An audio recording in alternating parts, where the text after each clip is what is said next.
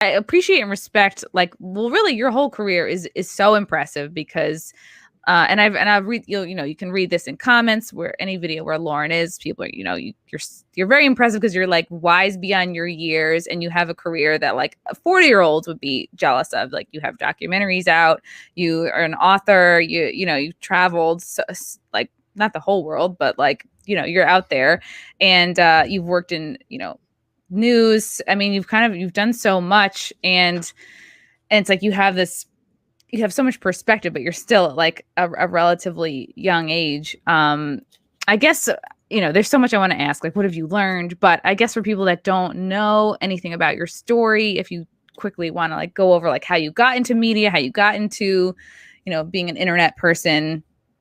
I guess it started when you were 19. Yeah, an internet person, a Z-list internet celebrity. Oh my God, right. Yeah, I worked really hard to ruin my life before I turned 25.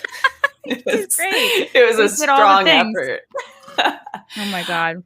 Yeah, I actually was doing media commentating when I was 17 years old on global news in Canada. I would skip my high school grade 12 classes in the morning, bus down to the global news studio. That's and cool. I'd be debating like 30-year-olds on politics on the youth panel, which genuinely, I was way too young to be doing media at that time. And I look back now and I think it should borderline be illegal for people under 20 to be on the internet.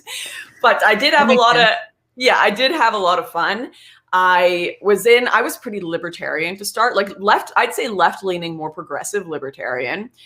But it was being in university and having a bit of a contrarian personality and going into classes and having full on just progressive mentality hammered into you every day. And all it takes is just one neuron in your brain being like, huh? Like, I just have one question to ask about that. And it would blow up. Like teachers there had never been asked a question, never been pushed back on. I remember I had a professor who told us in an English class that language was violence and he didn't see a difference between the Holocaust and calling someone an idiot. Wow. That makes me fired immediately. What college did you go to? I went to the University of the Fraser Valley. He wrote a book. I wish I could remember his name. He's very forgettable. I'm going to try not to dox him. His name was Carl. I won't give his full name. But he had called me a moron a couple classes prior because I debated him on some political topic. I think it was the death penalty. And so I just remember sticking my hand up and being like, Professor, last class you called me a moron, but I don't think you're an SS officer. And he literally flew into a rage, would not let me come back to the class, was just, he did apparently so I had triggered. Other friends of mine in the class who told me after the next class where I didn't come, he did a whole presentation on the student that shall not be named. Oh my God, you really hit a nerve. Yeah, and it just totally like set a fire in my system to be like, no, this is insanity. Like this is, and this was back in like 2014, right? So I'm like, this has gone too far. Then now we're here and nothing surprises me. People are identifying as trees. There's riots every other day. People are getting assassinated in the streets by Black Lives Matter, and the media are like, I didn't see anything. Yeah.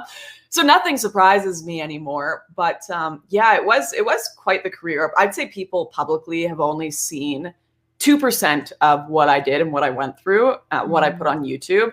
But the amount I learned and explored and saw through my travels, I was all over Europe. I was in Africa, even I was in Turkey, Russia, everywhere in the world. And the things you learn from just being on the ground, understanding these cultures firsthand, experiencing politics firsthand, instead of doing what 99% of journalists do, which is rehash stories they found on a non-English website while eating Cheetos in their basement and put a bit of their own biased spin on it. That's literally 99% of journalism. People don't get that. But actually being on the ground and seeing these situations firsthand, the migrant crisis, trafficking, riots, it's so different than anyone is having it portrayed online. And it's a real tragedy that most people either they learn the truth through their own harsh experience. It's that Ann Coulter quote of a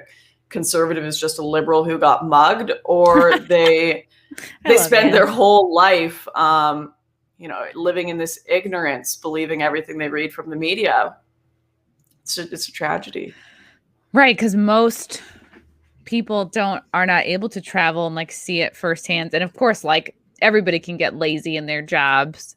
Like comics can steal jokes, right? But like, I mean, really, it's just, I don't have any other example. Usually I'm such a killer with metaphors on this podcast.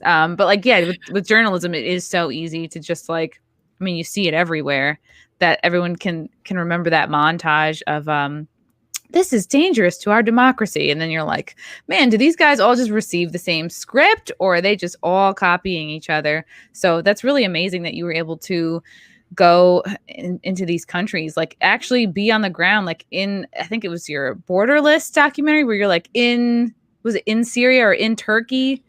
Yeah, so we actually planned to go to Libya in that documentary, and then the airport we were going to go to got bombed. So that kind of threw a spanner in the mix.